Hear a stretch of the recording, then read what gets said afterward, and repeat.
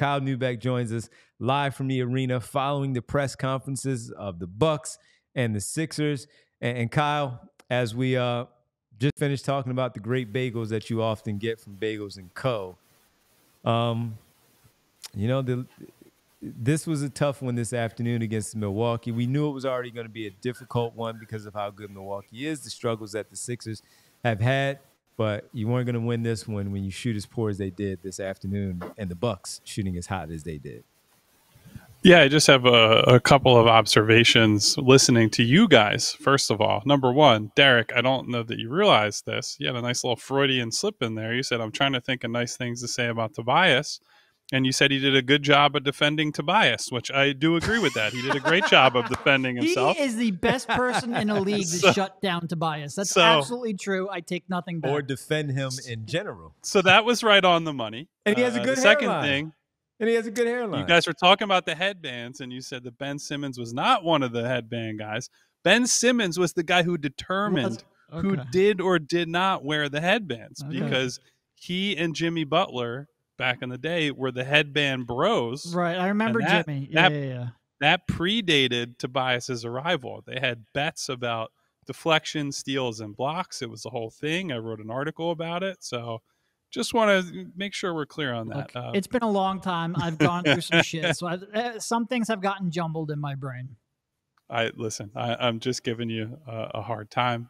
Obviously, after the game, so while we're on the subject of Tobias, I think roughly 75 to 80% of the questions asked to Nick Nurse were about Tobias. And this is not a dig at Nurse because I don't know what else he's supposed to do in this spot. His answers were basically a collective shoulder shrug, right? Like he gave credit to Milwaukee showing him length and this and that. But I don't know that they see. They've said they need to be more organized as a group. Tyrese Maxey, when asked about it after the game, said, he has to, that part of that is on him, getting Tobias more volume. Tyrese has got to organize guys and what have you. I don't know how much organizing you need when this guy is supposed to be one of your three most important players on the team when you're all healthy. Right now, he should be, I don't know if it's fair to call him a co-star, but at least like the number 2 to Tyrese Maxey's number 1, something close to that. And I said it in the recap. The thing that's really striking is not that he's inefficient. It's that he's just kind of sleepwalking through these games. Like I don't see any form of urgency out of him right now. And set aside what the team needs, this is a contract year. Like you would think even just from a self-centered, I need to go prove myself, I need to go get the bag, all that there'd be this level of urgency that we're not seeing. And that to me is the most confusing part.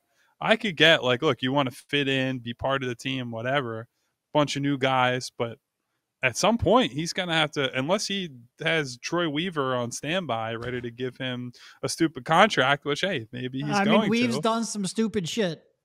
Dumber things have happened in Detroit. Like I get it, but you would think that even Troy Weaver watches basketball from time to time. So, and he might not be employed by the time free agency opens in July. So yeah, just completely mystifying, even as someone who's been a vocal critic or skeptic, however you want to say it, about Tobias. This has been just rough to watch the last couple of weeks. What did you make of Paul Reed's roller coaster night? Afternoon. Yeah. So you're right. Daggone it. Listen, once we're in the arena, people give me shit all the time. I'll write night and it's like a 1 o'clock, 3 o'clock, whatever. Well, I was joking. When you're in that arena, I've done that so many times in the past, even through Twitter. I don't care, man. We were actually saying in the locker room, it's like going to Vegas. Once you're inside the casino, like, forget about it. Well, especially those ones where it's like you're walking through like the what was it, the Miles Shop place. I forget what it's called. It's blank on me now. But like everything looks like it's daylight all the time. It's horrible. It's horrible. The same to us, no matter. So I'm okay with saying night, even though it's factually incorrect here. I'll push back there. Paul Reed, I didn't think defensively was that bad. Like I thought, obviously fouled too much, and the one that you can't foul 85 feet from the basket, right? Like those are the ones you can't take. When you already some have bang two bang fouls. Plays, yeah. some bang bang plays at the rim when you're playing against Giannis is fine. And frankly, like, look, I actually asked Tyrese and D'Anthony about this today, but I thought they played reasonably well against Giannis specifically. You know, Giannis made a bunch of free throws, credit to him, got to his numbers, but I think he ended up having 5 or 6 turnovers, and they forced him to be a decision maker and a passer quite a bit. And I'd rather that than him just steamrolling Tobias and Paul. And so I think Paul played a part in that, in slowing him down at least a little bit. I think the issue right now is that Paul, whether it's because he's trying to do too much or because he's being asked to do too much because other guys are abdicating responsibility, he's taken some shots that, you know, I said it, and Derek, I think you were still there at the game at this point. He can't be taking mid-range jumpers with 18 seconds on the shot clock. You don't like dirt fadeaways from Paul Reed?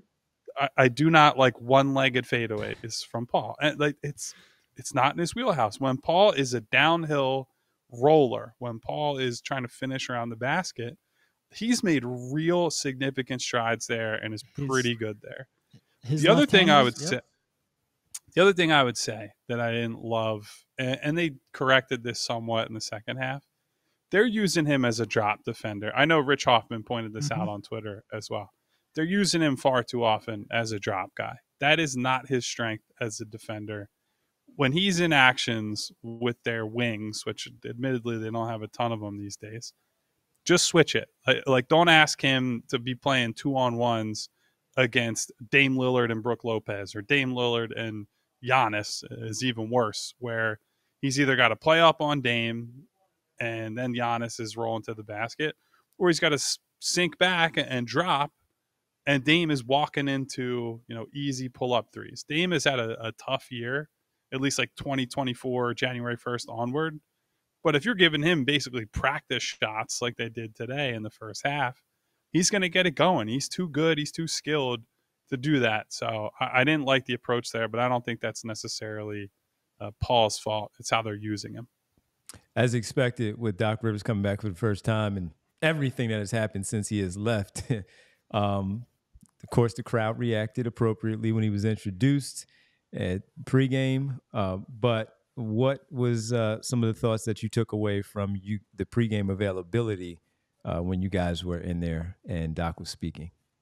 Yeah, I mean, look, I think Doc mostly said, he got asked a bunch of like, what's your legacy here? Or, you know, takeaways from the Celtics series, things like that.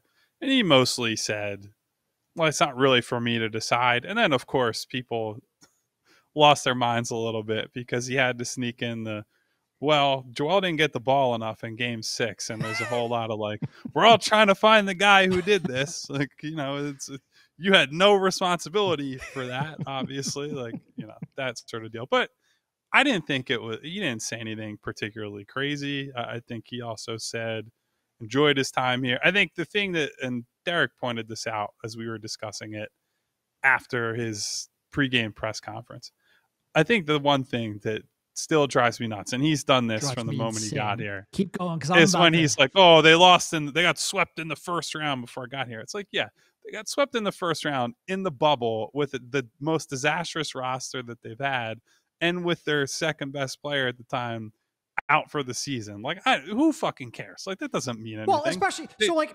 2019, they lose on the final shot against the eventual champion Raptors.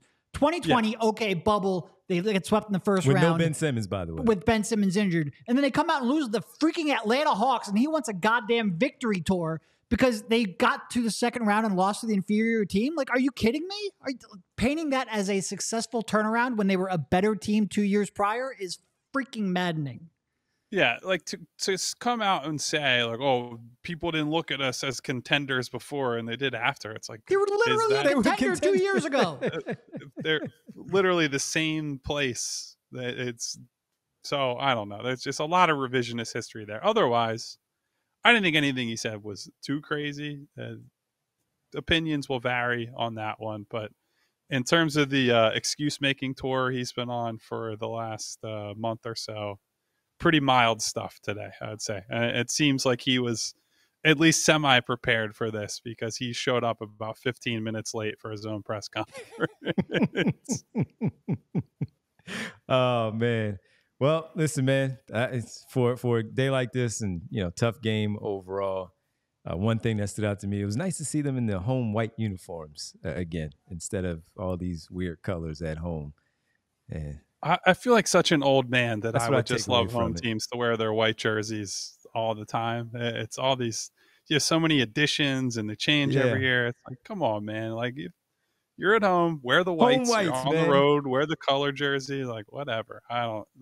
That's my crotchety old man yells at the cloud take on that for sure. Hey, I'm with you, man. I'm with you. Wear the other ones away. Maybe occasionally the city edition because you want to sell them. That's fine. But generally, home whites, man. Home whites. We all silly like the mayor.